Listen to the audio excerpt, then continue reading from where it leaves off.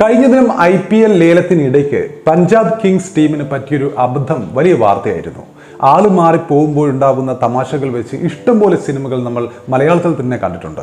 ഒരു കാലത്തെ ജഗദീഷ്, മുകേഷ്, സിദ്ദിഖ് സിനിമകൾ ഇങ്ങനെ എത്രയോ ഉണ്ടായിരുന്നു. രാമനാഥനല്ല സ്വാമിനാഥന എന്നൊക്കെ പറയുന്നത് പോലെ ഉർമി സ്തംഭാനെ റാംജി റാവു വിളിക്കുന്ന കോൾ വഴിയൊരിക്കൽ ഉർവശി തിയേറ്റേഴ്സ് എന്ന നാടക കമ്പനിയുമായി ജീവിച്ചു പോകുന്ന ഒരു പാവം മത്തായി അച്ഛന് കിട്ടുന്നത് പോലെ രസകരമായ അബദ്ധമായി മാറി ആ കഴിഞ്ഞ ദിവസത്തെ ലേലം വിളി. ഏതായാലും ഇനി അബദ്ധത്തിൽ ടീമിലെടുത്തു പോയ താരം ഇനി എന്തൊക്കെ അനുഭവങ്ങളിലൂടെയായിരിക്കും പഞ്ചാബ് ക്യാമ്പിലൂടെ കടന്നു പോവുക എന്നോർക്കുമ്പോഴും മനസ്സിൽ പല സിനിമാ രംഗങ്ങളും വരുന്നുണ്ട്.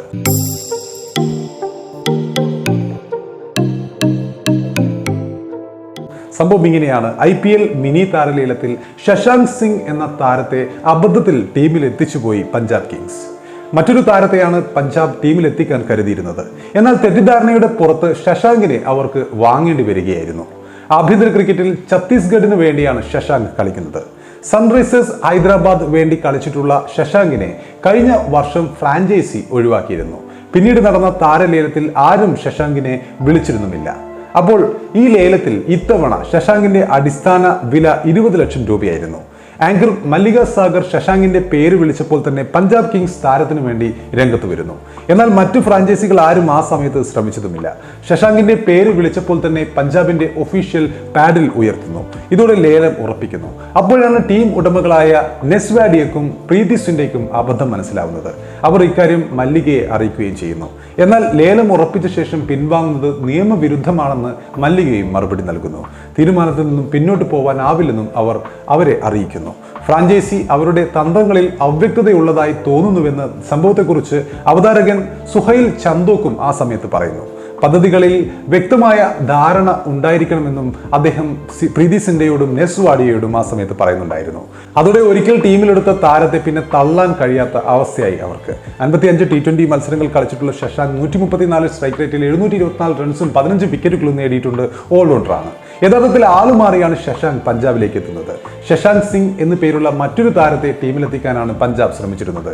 എന്നാൽ ശശാങ്ക് സിംഗ് എന്ന് കേട്ടതും പഞ്ചാബ് ചാടി എഴുന്നേൽക്കുകയായിരുന്നു. 20 ലക്ഷം അടിസ്ഥാന വിലയുള്ള 32കാരനെ അബദ്ധത്തിൽ ടീമിലെത്തിക്കുകയായിരുന്നു.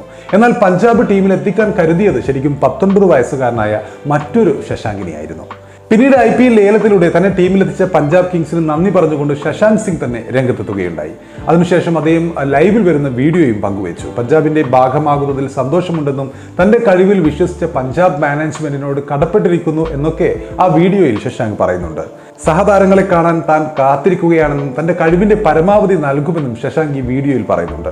ഈ വീഡിയോ പഞ്ചാബ് ടീം തന്നെ തങ്ങൾക്ക് അമളി പിണഞ്ഞിട്ടില്ല എന്ന് തെളിയിക്കാനായി മിനക്കെട്ടുകൊണ്ട് അവരുടെ സോഷ്യൽ മീഡിയ ഹാൻഡിലൂടെ പുറത്തുവിട്ടിട്ടുമുണ്ട്. ശരിക്കും IPL ലേലത്തിനിടെയുള്ള ഒരു അപൂർവ സംഭവം തന്നെയാണിത്.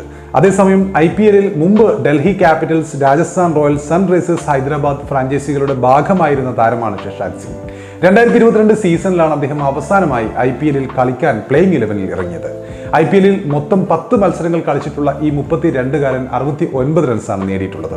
അബദ്ധത്തിലാണെങ്കിലും IPL കരാർ ലഭിച്ചത് അദ്ദേഹത്തിന്റെ കരിയറിൽ ഒരു വഴിത്തിരിവാകട്ടെ എന്നാണ് ഇപ്പോൾ ക്രിക്കറ്റ് പ്രേമികളുടെ പ്രധാനപ്പെട്ട ആശംസ.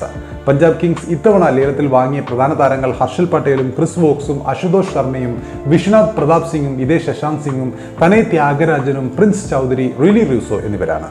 സമാനമായി ഡൽഹി ക്യാപിറ്റൽസിനും ഇതേ ഒരു അബദ്ധം കഴിഞ്ഞ ദിവസം സംഭവിക്കുകയുണ്ടായി. സുമിത് വർമ്മ എന്ന താരത്തിനായി ഡൽഹി ഉടമകൾ ലേലം വിളിച്ചു. എന്നാൽ ലേലം ഉറപ്പിച്ച് ചുറ്റിക അടിക്കുന്നതിന് മുമ്പായി തങ്ങൾക്ക് പറ്റിയ അബദ്ധം മനസ്സിലാക്കി അവർ ഓപ്ഷണറെ അറിയിക്കുകയായിരുന്നു.